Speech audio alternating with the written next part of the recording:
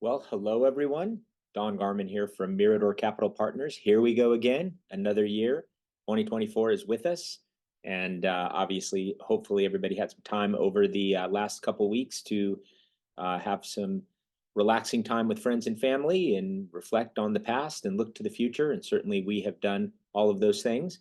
So I wanted to come early in the year and just refresh some of the thoughts, and not that they've changed radically, but the last couple of months have been interesting.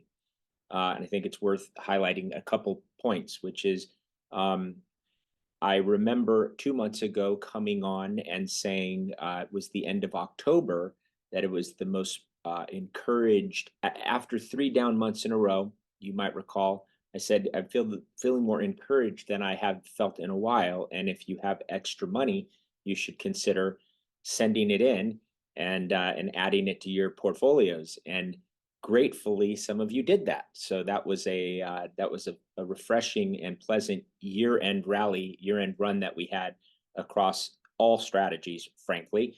But we have had some very encouraging things happen already this year in the first week of the year. And what it really signaled is some of the things that didn't necessarily work as well last year.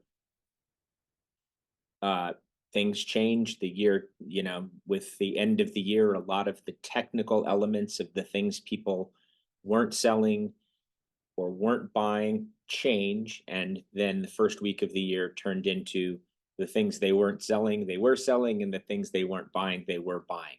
So because we don't necessarily get whipsawed and try to, you know, precisely pick our way through these minefields, we benefit sometimes inadvertently by those calendar flips. And certainly this year's been a pleasant surprise. I would say, knocking on wood, more of that to come. We've got some nice things that happen in the companies that we own where I think this could be a good year from a catalyst perspective, for many of the businesses that we own. So, encouraged by that. A lot of things have changed from a year ago. Rates are up a lot more than they were then, as they were starting to rise then. Stocks are up a lot more, particularly the Magnificent Seven, or if we track the top 10 largest companies, now represent almost 31% of the index. That's a record. That's a record high. Hasn't happened since 1999, you might note. And you might also note what happened after 1999 for those type of companies wasn't pleasant. So I can't say for sure that is what is to come, but I can say that they're not exactly cheaply valued for the growth that they're presenting to us as investors. So those type of disconnects cause our eyebrows to go up a little bit. The other thing I'm going to say, and I'm going to leave it at this, and this is, I like to tease these things out over several months because this isn't an immediate item. But if we all look at how much in money market funds we have today compared to what we had 2 years ago, it is a lot more.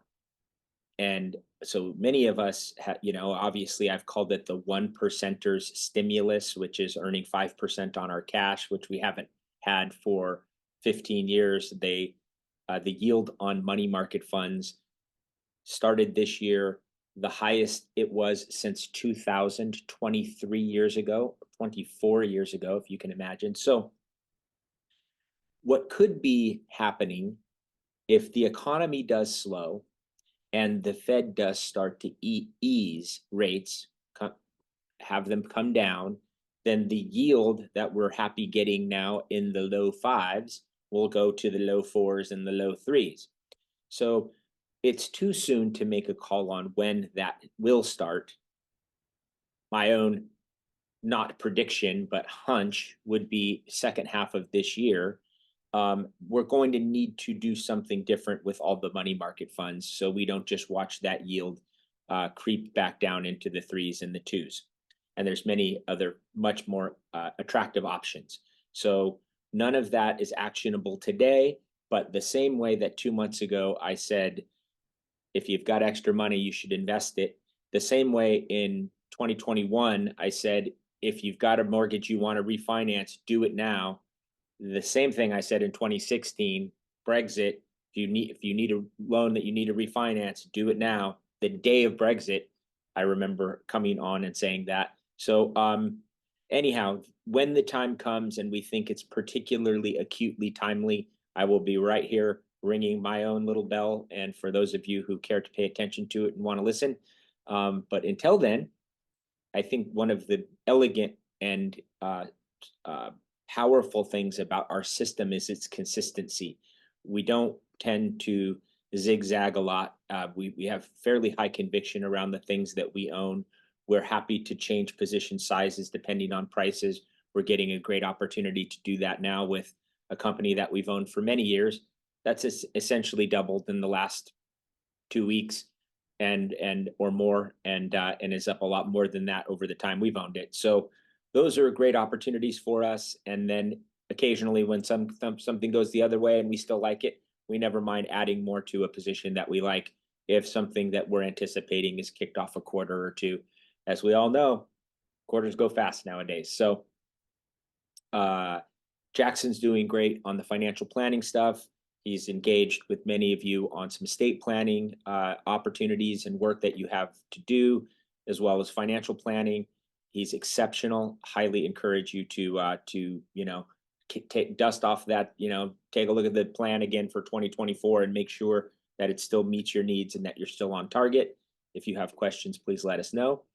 And you all know where to reach me. It was wonderful hearing from so many of you over the holiday. It is true that it's very much a family affair around here, and many of you we've had for decades.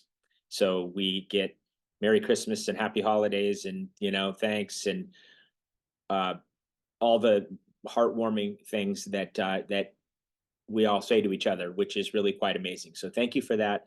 Here we go, 2024. We say bring it on. We'll have many surprises, I'm sure, but at the end of the day, our strategy is very sound and we will get through it regardless. So happy New Year. Talk to you soon. All right, bye.